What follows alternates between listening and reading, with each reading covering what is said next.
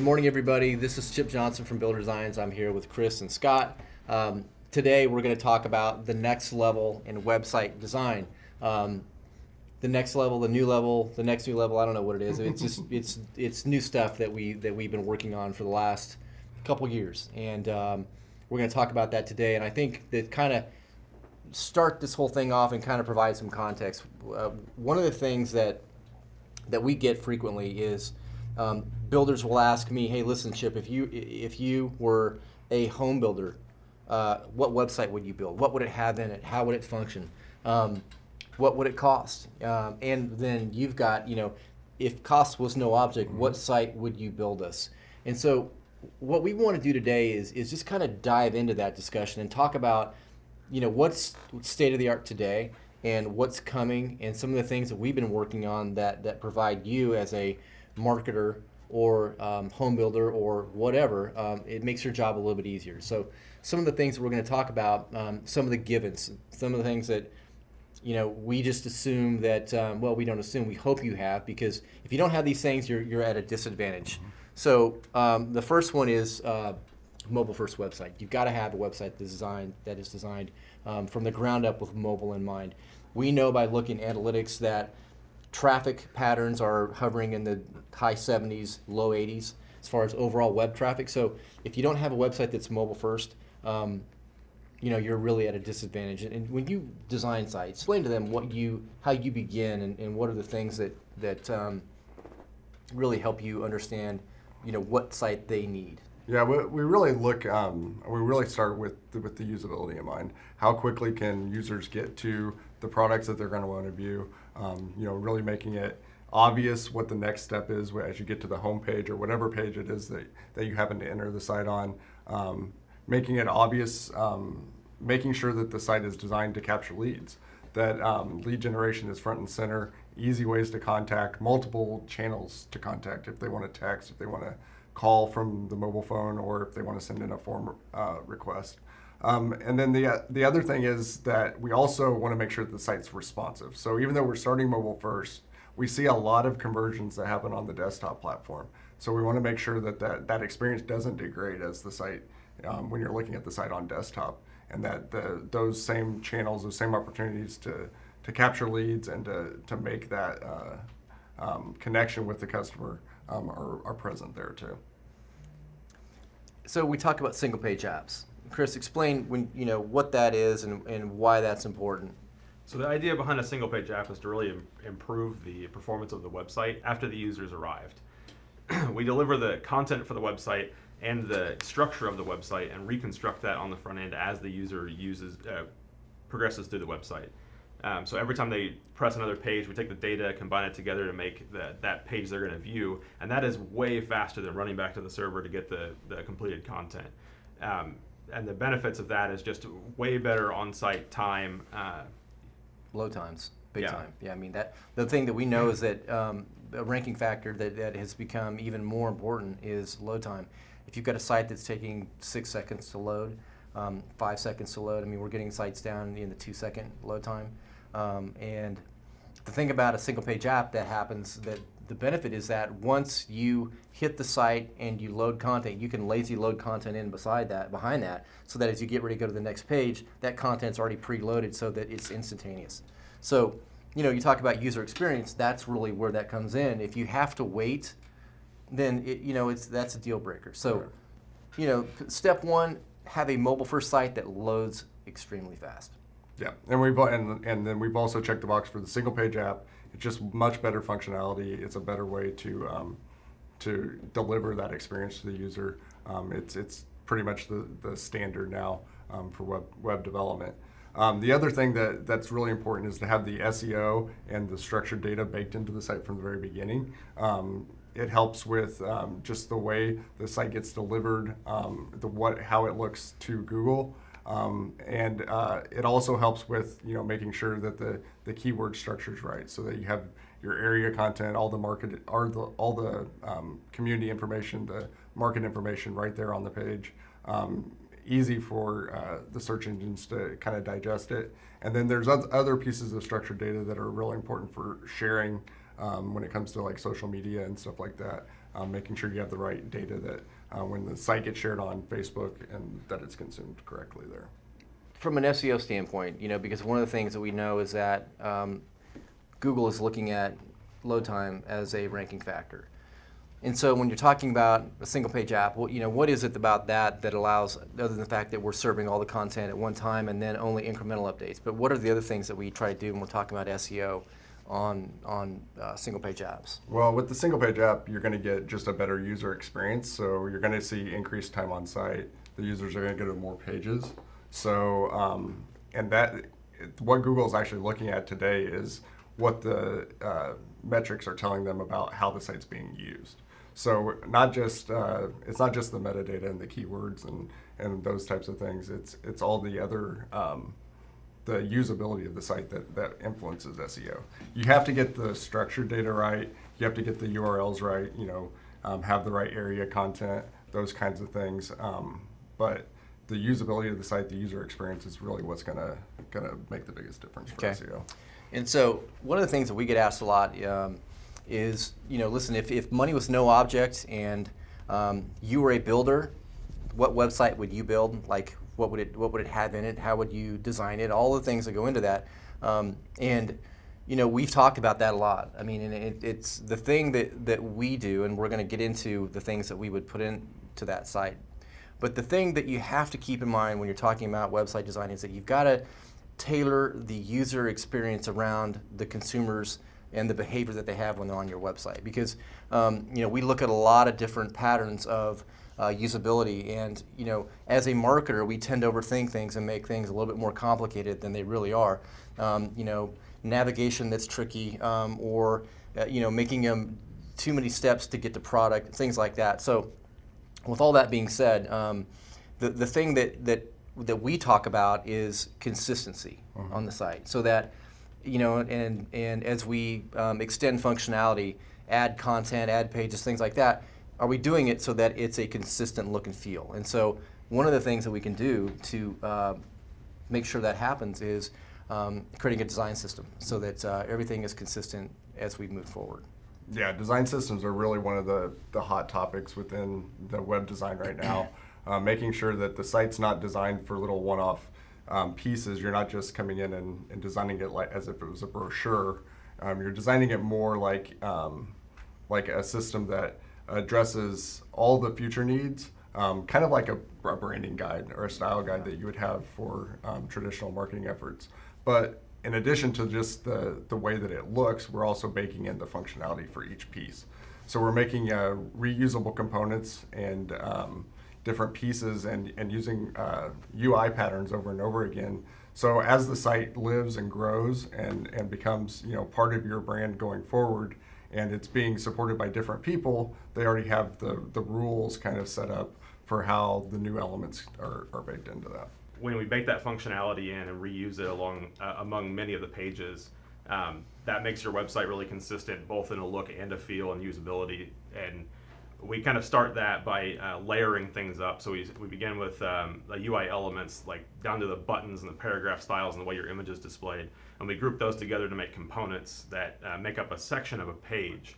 And we kind of stack those components up to make a page, and then all of your pages of the collection end up making your website. So with that layered approach, if you make a modification to a lower level, it will spread across the rest of the website. So we can update buttons, we can change a whole component, and that will change across every page they're used in and every component they're used in to keep the website up to date. And that'll also help as you customize the look and feel of your website as you move forward, and prevent future updates from really breaking the feel and functionality of the website as a whole when you're really focused on updating and keeping one page working. And we feel like that's kind of the reason why over time websites do degrade. As you're focused on fixing one problem, it might be on one page, and you're just looking at that one, and as you move on to other pages, that starts to break and not feel the same as it does with what you're trying to accomplish as that goes on. And eventually you get to a point where the only thing to do is just replace the whole website. Yeah, the thing that comes to mind for me is when clients want to add a landing page or a process page or something different that came after the site was designed originally. So the scope of work had this much, and then we're going to add in these new sections. And so And when that happens, typically you wind up with something that looks a little bit different than the rest of the website. And using the design system, we stop that from happening, and we have, again, the consistent look and feel across all marketing channels, social as well as website. So that's a big one moving forward. And what that does is it winds up helping, as Scott said, provide a site that has better longevity across the board. So that's one of the things, because when people, we talk about, why do sites degrade over time, and why do people decide, well, it's time for a new website? It's because the pieces of the puzzle start to not fit as well as they did originally. So that's one of the things that, moving forward in this new website system design that we're talking about, is all of those things are consistent all the way through top to bottom, so that as you add content, everything's the same. So, not to beat a dead horse, but that's a big part of how we look at what high performance web. Moving on to DXP, and this is a big one. This is something that we've had, kind of in our back pocket for a while. Yeah, I think we started a couple of years ago. Yeah, I don't even know if it was in our back pocket. It was more of a pipe dream, because it was like how we knew what we wanted to do, and we had the end in mind, but getting there, and it took, really honestly, Chris joining the team to be able to do this. But a DXP, let's talk about why DXP is the next gen in data warehousing and Well, marketing. it used to be that when you create a website, you would create a content management system that just sent data to that website, and that's what it was designed to do, and it did a pretty good job of that. We used to build all of our sites with just a CMS, content management system, attached to the back end. But as your digital kind of personality and your digital marketing efforts became bigger, you needed to do more than just serve the website. You need to serve all of your marketing efforts. So the way to think of a DXP, or a digital experience platform, is to think of it as the hub of all your digital marketing efforts. So anything that you need to do, that you need to gather data for, that needs to be served to your website or third parties, would all live in that one spot. And the big difference is in how that data is warehoused in the system and how it's fed back out. And the way that all the applications interact with each other is through the APIs. Yeah, talk about what's an API, because most people have no So idea. what it's an an API application programming interface, and the thing that makes the DXP different is, rather than being just on one server, these are web APIs where external systems can reach in, grab data, we can send data to the system, and that's what really makes a DXP powerful. It's just its output is structured data.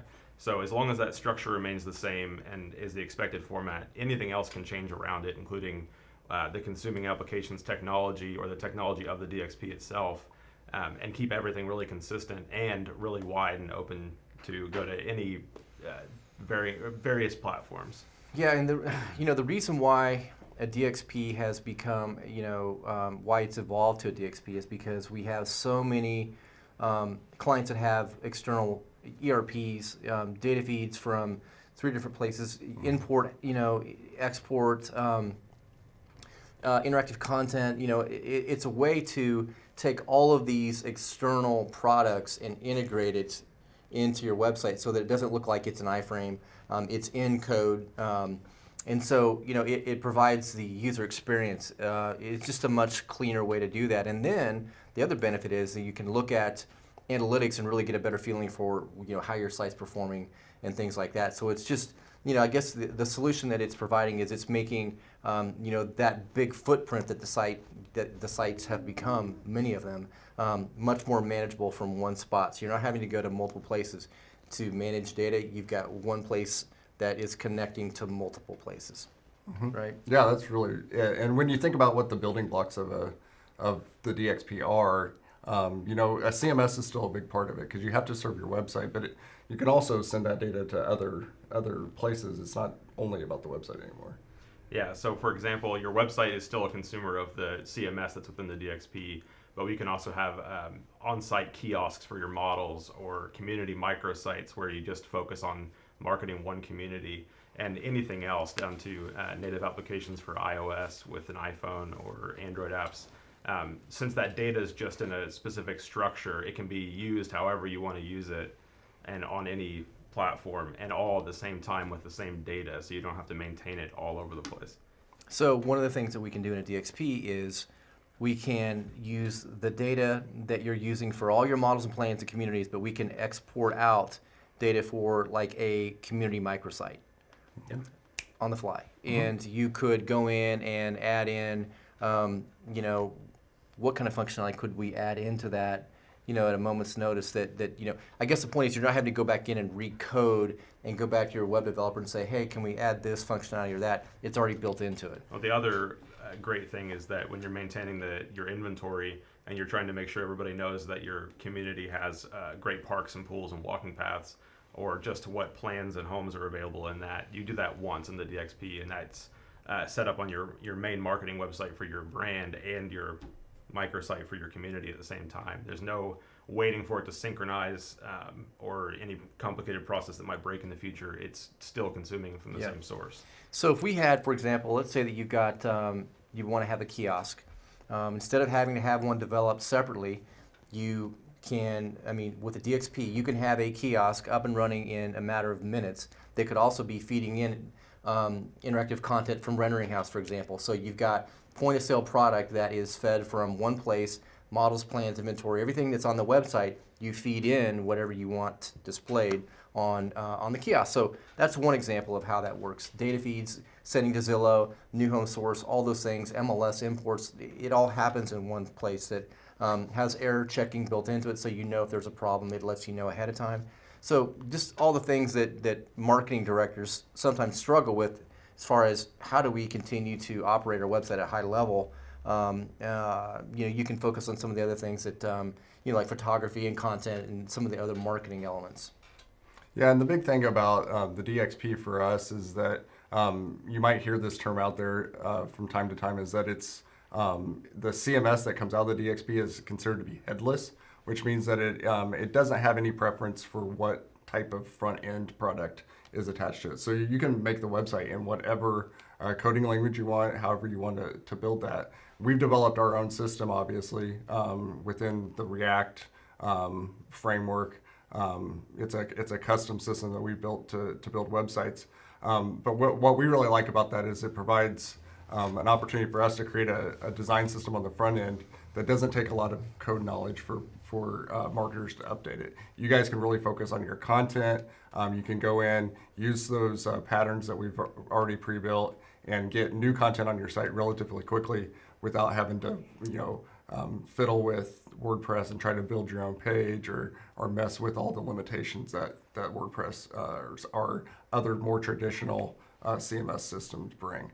And I think there's also a lot of security issues that come out of that too. Yeah, so with the traditional CMS, anytime you take an update, you're taking an update for the user interface, the front end of your website, the admin interface where you manage the website, and that also includes the user logins and any point where anyone can interact with that system. So you have to take those updates to stay secure, but at the same time, that update may break a plugin or just some functionality that's custom built for your website that only supported that one version of the system. With a DXP and a headless CMS, you're really separating the functionality of the parts that need to be secure, like the user logins and any kind of form data where someone has the ability to get into your system.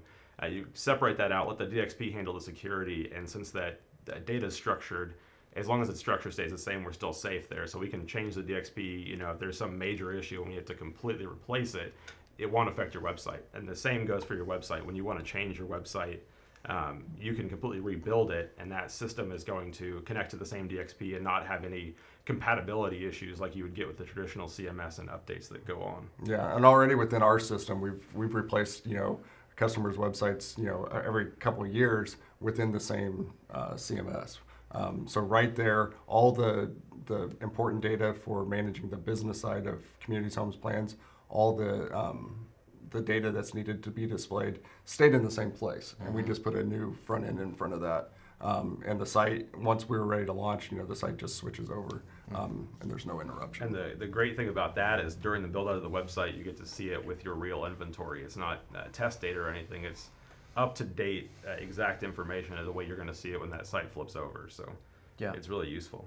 Yeah, and you know, to me, one of the biggest benefits is that in this system, we're able to develop websites at a much quicker pace. and we'll talk about how that happens. But in other words, anybody who's built a website knows that it can be a long process. There's a lot of things that go into that. The scope of work starts here and winds up over here, and there's just lots of things going on in between that. And so what we're able to do with the DXP decoupled from the front end, the website being the front end, we're able to build a custom website in a matter of weeks instead of months, because we're reusing components. And once we get some of the style guides in place, everything becomes a lot easier to extend. Capabilities and things like that. One of the things that we like is we're able to deliver to you, the customer, a product that is quicker to spin up. We can make updates faster. You're not having to wait weeks or months to get basic updates done. It just allows us to be, just really ramp up the speed piece. And so you're able to go to market that much quicker. Some of the things that, as far as performance that are baked into this that are worth mentioning too. Yeah, I mean, a lot of the performance benefits comes from the fact that we can do whatever we want on the front end. So the system that Chris has built on top of the React framework just allow us to make the user experience just really state of the art, and that the page transitions are extremely fast. Once you're on the site, it almost feels like a native app, the way that the site works. So there's just so many things that separating the content management system from the front end of the website allow us. Well, and then also we can look at reusing components that we know are performing at a high level. Mm-hmm. So we can look at sites that have the best conversion, that have the best time on site. We can take the best of the best and roll functionality into the DXP so that we take the guesswork out of it. We're not going to come to market with something that, well, we hope it works. We know it's going to work, and that's really, to me, that's the speed and the fact that we know we're going to have something that's going to perform at a high level. The only variable is your content, and that becomes an easier thing to sort of dig into. We know content is important, but if you take the guesswork out of it, and you know that you're going to have an interface that's going to perform well, that people are going to be able to navigate easily, it just seems like, at least what we've seen, and we've got examples of sites that have done that we've done that with them. We've taken them from the old site to the new site, and the incremental improvement is significant. Mm-hmm. And I think you've talked a lot about what would we do if it was our home building company, what type of site would we build? And I would think it would be something that would almost start with one of our kind of pre-built template structured sites that had all the components that we know perform well. Mm-hmm. And then we would just layer a little bit more branding on top of that. Because sometimes you can get lost, because our sites, like we had talked, our sites kind of sit in between kind of a marketing piece but they really need that functionality. And I think the best way to create a new site is to start with the functionality and then just layer the branding pieces on top of that. Yeah, right. Well, I mean, I agree 100%. The thing that we're trying to get to is provide a significant amount of customization so that, and I'm not advocating that all sites need to be the same and need to have the same exact functionality, and I'm not saying that, because it's important that your branding stands out. Your voice, your theme, all the things that make you unique. That's important. But what we do know is that when you step back and look at it from the consumer side, the way that they navigate sites and the things that they're clicking on and how long they're looking at it and all those kinds of things, that's a known quantity. We don't need to wonder and guess about that. So we want to take the advantage of a DXP and working with so many sites is that we can tell you, look, here's what we need to do. And then we can look at the data, and then we can iterate and update based on what we're seeing, because it's never, I mean, anybody who's launched a website knows that you can launch a website and it may not perform great right out of the gate, and you've got to come back in and tweak a couple things, and we've seen that a lot. Nothing magical happens the day you launch the site. Really, a lot of times the day you launch the site, that's when the real work begins, because then you've got to start tracking it and you got to start making updates. Well, and we've seen sites that have been, not our sites, but you launch a new website that looks beautiful, but it doesn't perform. Right. And we've had clients that have had to go back to the old site. And so, that's the thing that we're wanting to avoid here. So that's kind of, that's my take on some of the benefits, some of the value add in the DXP and this new system, this new level. As we get into that, Chris, talk a little bit more about some of the things from the dynamic collateral and the content and the marketing automation that we're able to do within this DXP as well. Yeah, so since that data can be used kind of in any way, since it's just raw data, we can turn that into automatically generated sales sheets for you to use in your model homes, or just to send out to clients over email, since we're really focused on being a virtual industry now.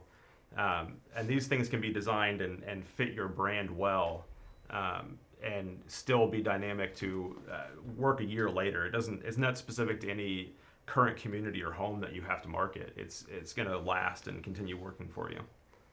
Yeah, you can go into your system and just pull out, the PDF sales sheets that traditionally you would have to do inside of some sort of graphics program and manually go in and update pricing. We can generate those dynamically from the front end as part of the design system. So the day you print it out, that the pricing's up to date, the home's still available, the status hasn't changed. All that stuff stays dynamic. And we're working on some things going forward where we can use some of that data within our email templates that, as a marketing piece. We can create a page that actually generates a card, a listing for a home that's actually just a pure image. And then that can just be used, within your marketing materials over and over again. But again, the data that's in that is always up to date and can be personalized any way you'd want to use it. So an example of some things we're thinking about for personalized dynamic content could be, as people browse the website, we kind of get a feel for what they've been looking at. And just like an e-commerce website, we can come back and suggest what would be something to look at next, and more things you might be interested in. As well as, coming back to those email templates, we could take some of the things they looked at while they were on the website before they contacted you and just mail them back to those people over email, and let them kind of keep track of what they were looking at and what they might have been interested in, and be able to bring that to you when they start that conversation. As far as Facebook goes, what are we doing? I know we've got some pretty cool stuff we're doing with that API, but talk about how we can make it easier for the marketers to handle some of the integration with Facebook. So recently, Facebook started allowing you to send data to them to control your ads. So they support real estate ads, and that's great. But having to go in there and manually update prices of homes if it changes, by the day, can be pretty time consuming and take a lot of effort from someone. And we've built a system to take directly out of the DXP your inventory in all of your homes and send that over to Facebook, so you can set up automated ads or just update existing ads as your data changes. And that can be really useful if you've got a large industry and you're using something like an ERP, where you might not know that a price is going to change in some other district of your company, and that would help you market and keep everything up to date. Mm-hmm. Speaking of ERPs, let's talk a little bit about that. That in the last year and a half, how many sites have we done that have full-on ERP integrations? I mean, it's gone up a bunch. Yeah. Why is that, and why can that be problematic as far as integrating all that data with all of your other web content? Well, one of the things that's unique about ERPs is that they usually mold to fit the business. So they can be configured and set up to handle your specific data and your specific situation. What comes to mind there is some people have master communities where they have the pricing and everything defined for maybe floor plans at the master community level, but they have individual, what they call marketing communities, to actually sell those products that are within that. And that can be unique between two builders and one ERP.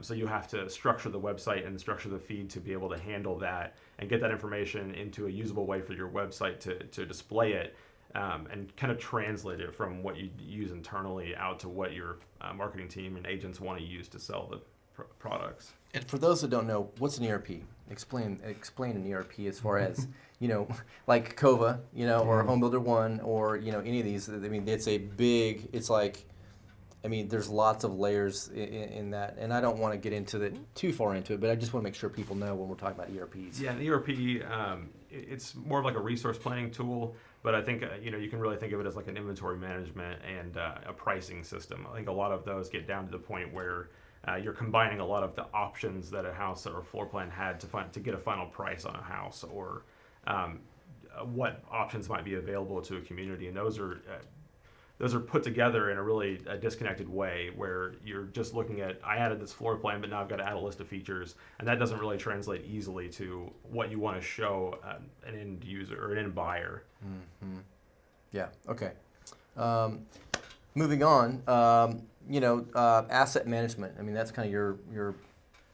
Yeah. So back on when you were just talking about the digital marketing piece of the DXP, just being able to manage all of the assets you need across your social platforms, across all those touch points that we talked about earlier, like in addition to the website, maybe a microsite or a kiosk, to have all the content you need, all your property descriptions, all your images, all your floor plans that you use throughout your business in one spot, and where that content can be shared.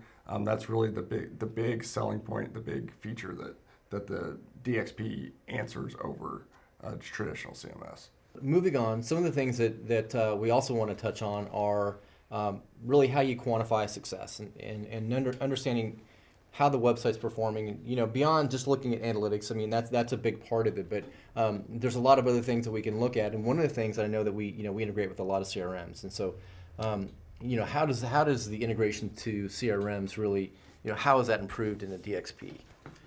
Well, the main purpose of it is that using that API methodology, we can come back and submit all of our leads to the DXP, and then use our APIs and the APIs of the CRM to actually send out the leads. So we kind of consume that lead information and all the contact information you get, and then aggregate, federate that out to different CRMs and get that information where it needs to go. And the benefit of that is, a lot of times with a CRM, you can only submit your lead to one place. I know some builders enjoy being able to organize those leads and maybe use different CRMs for different purposes. Maybe you have a different CRM for warranty requests than you do for sales leads. So that can be a really useful way to use a DXP and kind of step up to that next level. Well, we're assuming that everybody has a CRM, and the reality is that they don't.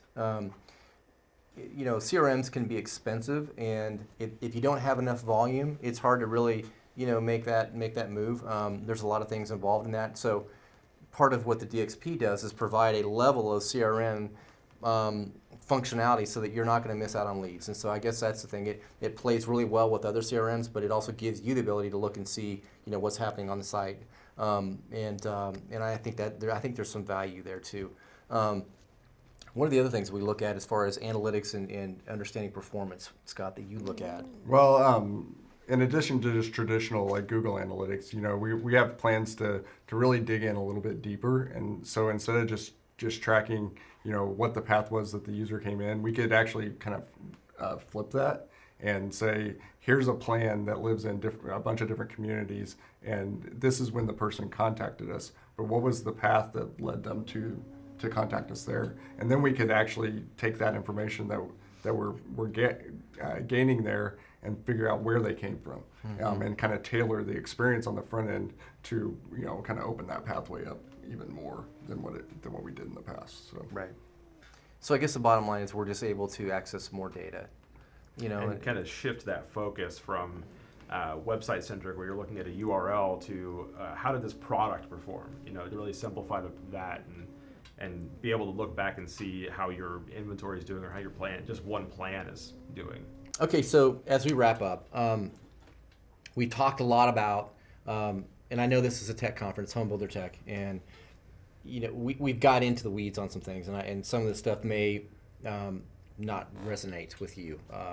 However, so what we wanted is kind of wrap up and kind of give you cliff notes of things that you as a marketing director, for example, that are thinking about a new website, or what's the next step? What are we going to do?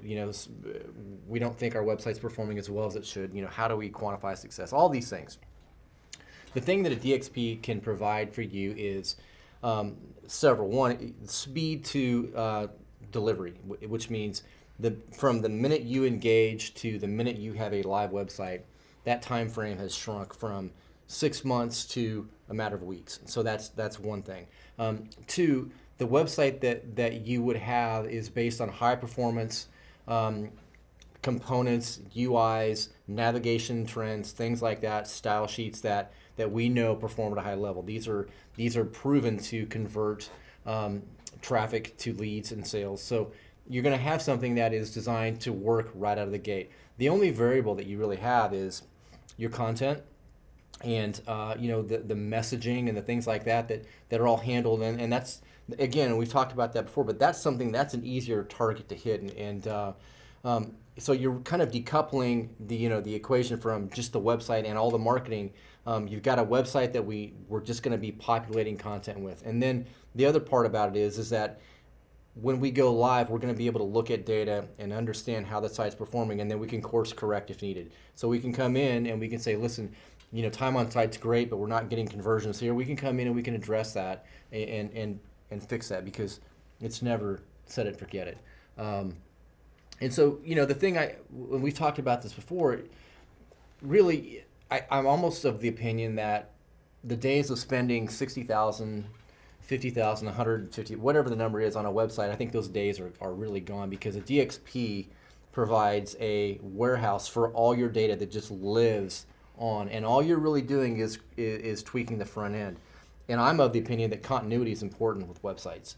I don't think that launching a new website and forcing your users to relearn everything just because it's been 2 years, I don't know that that's really something that I would recommend.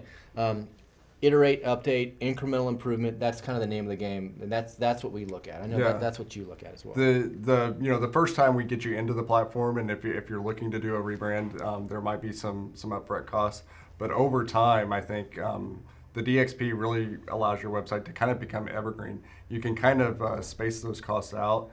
We are even offering monthly price points to where you set the price point, and then the website lives, the data stays in the DXP, and as you update the front end of the site, there's no real cost involved, because we're just going in and making incremental updates, and it's never like a whole overhaul of the whole site. You can forecast, and you can plan on costs, because you're not going to have to outlay a bunch of cash every 2 years or whatever. You can plan on that, and you can allocate funds and resources to the marketing side of things and the content and the SEO or whatever it is.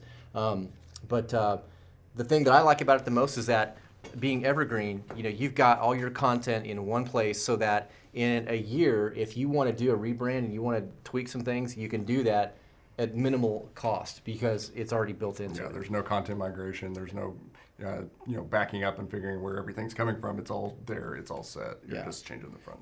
So anyway, there's a lot of things going on here, a lot of tech, a lot of high level stuff, and we're just really excited about it, because it's going to make things, all we can really hope for from a tech and marketing standpoint is incremental improvement, and I think this is what the DXP allows us to do. So, and there's more stuff coming that we can't talk about just yet, but this is just kind of getting started. So we're just really excited about how we take the next steps. The product that we're delivering, I think it's better than it's ever been, and I think there's only room for improvements. Yeah.